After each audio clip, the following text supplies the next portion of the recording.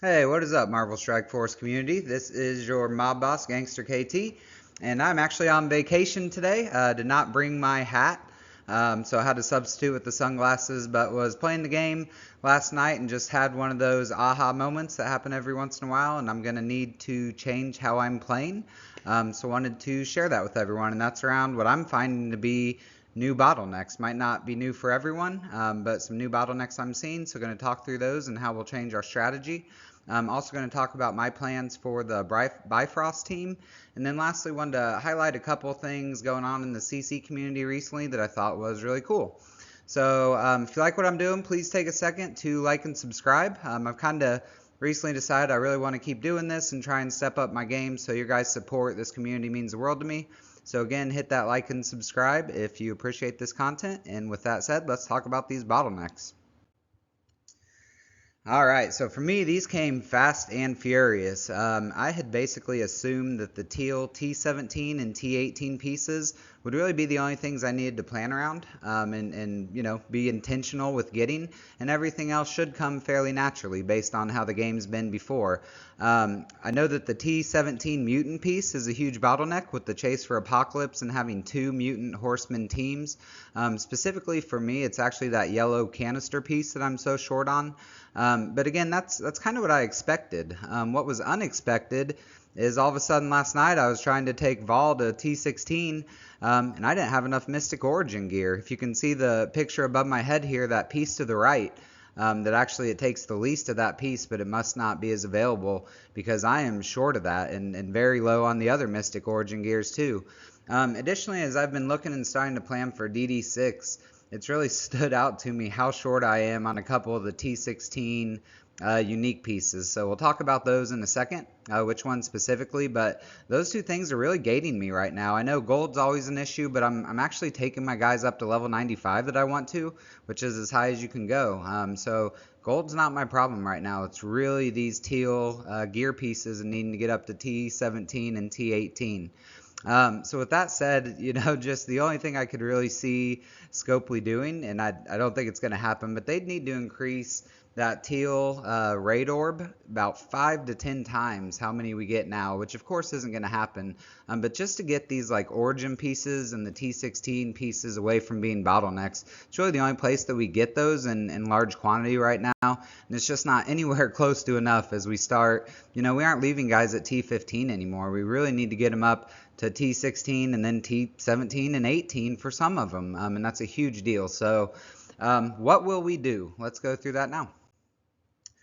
So some of the immediate changes I'm making, I think first off, again, there's really not a ton we can do with the current cadence of these resources. It's more deciding, what do we want to farm? What do we want to spend gold on? Those types of things. So for me, I'm sure everyone heard the announcement that Scopely is not going to do any of the gold the gold or training mat orb opening events in July, and hopefully long term, but they haven't said past July.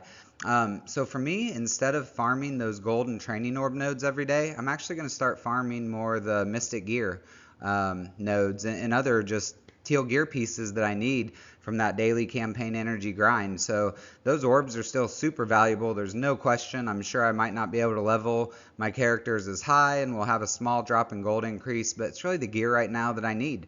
And that's been a pretty big change over the past week or two. So I will change how I'm farming a little bit. And then additionally, again, it's all resource optimization. So right now, the gold is just slightly lower for me, where the importance of the gear is higher. So I will be spending a little more gold on gear. And specifically, as you can see there, those T17, I call them the yellow canister, but the mutant piece there, the Bio T18. So I am recommending, still buying and using gold for one T18 origin. You can't go crazy there. You'll get completely broke instantly. But I'm doing that for Bio right now because of Red Hawk and Nova. And then once I get one of those guys up, I'll either do the other or I might switch to Kang. We'll see. And then two of the T16 unique pieces, the Tempered Osmium and the Astro Energy. The Osmium is needed for Vol, for Morgan, for Nova, 3 characters I do plan to take to T18, and I'm out of it. So the Astral Energy is not quite as bad. It is needed for Apocalypse, as well as Cosmo if you're looking to take him up on the Nowhere team, and then Icarus. You can see my question mark by Icarus because at this point I don't think I'm going to take him into DD6, so might not need that for him as much, but I'm still farming that piece any chance I get. And there's a couple other, the T16 uniques as well I don't have listed, but I think just, pay more attention to those, click on them when they're there and see how many you have, see which characters need that piece, and if you need to start farming those more, because that's just becoming more and more important right now. Again, I really feel that the resource optimization is switching a little bit from being only gold like it's been for a while to now being these mystic, or not mystic, but just the teal gear pieces in general. So that's what I plan to change. That's what the mob's going to start doing going forward, and hopefully that helps you and you're interested in doing the same. So also wanted to share my plans for the Bifrost and Mystic lanes. So I'm sure you guys know, but Vol is the MVP. Vol is amazing. I would max them out immediately as soon as you can. You can see the picture of mine above. I tried to max them out, but again, I got short on the Mystic Origin piece. So I'm starting to farm it, but I actually haven't been able to take Vol to T16 yet. I did take Vol to level 95 as quickly as I could, and once I did that, Vol really changed those Mystic grade nodes. Now, my alliance is doing difficulty 1.2, so I'm sure we're a little behind some other people, but from what I can tell, I feel like, maxed out Vol or as high as you can get Vol, in combination with the Eternals, with Deathpool, and with Morgan, or maybe Weaver, depending on the node, should be good enough to carry the incursion nodes up to 1.4, 1.5, maybe even a little more. So again, Vol is amazing, just the revive potentials, the crazy damage on the alt with the percentile, and then the high piercing damage as well. Vol's just a killer. There's no question to it. So I'm going to take my time on the new Bifrost team overall. Definitely it's a team you're going to need for either the next raid or for the 1.6 difficulty on incursion. But whatever that is, you're going to need that team eventually, but I'm not going to rush it. I'm not going to buy them. They aren't going to be a team that I really try and go all in on and max as much as I can, because I can do the content I'm doing now in the foreseeable future with just Vol. So again, I will work on them. I plan to transition that eventually, but it's going to be a slow, deliberate process, and I'm just not going to worry about maxing them out at all. Just like I'm not worried about the infestation team at all. So I'll probably take the new Spider-Man up, but I'm not worrying about the other guys, as I've previously said in videos. It's just a great chance to kind of stockpile gold a little bit right now, work on your guys here and there, and again, really focus on prioritizing the gear and getting as much as you can for that to get into DD6 to get your big boy apocalypse and all those huge goals. So last thing I wanted to talk about this week, if you're into the content creator community and if you're watching a small guy like me, you probably are, and thank you for watching. I really appreciate it. But I just thought there was some really cool things I wanted to take a second to highlight in case you didn't see these somehow. So first off, I want to give a huge congratulations to Run7. He put on a fundraiser recently that was supporting, I unfortunately forget the name, should have had that, but was supporting kids to be able to play games in hospitals. And I know when I was growing up, my parents wouldn't let me get a Nintendo, but when I was actually in the hospital a decent amount when I was younger and got to play Nintendo there, and it meant the world to me. It made that, a positive experience instead of being scary.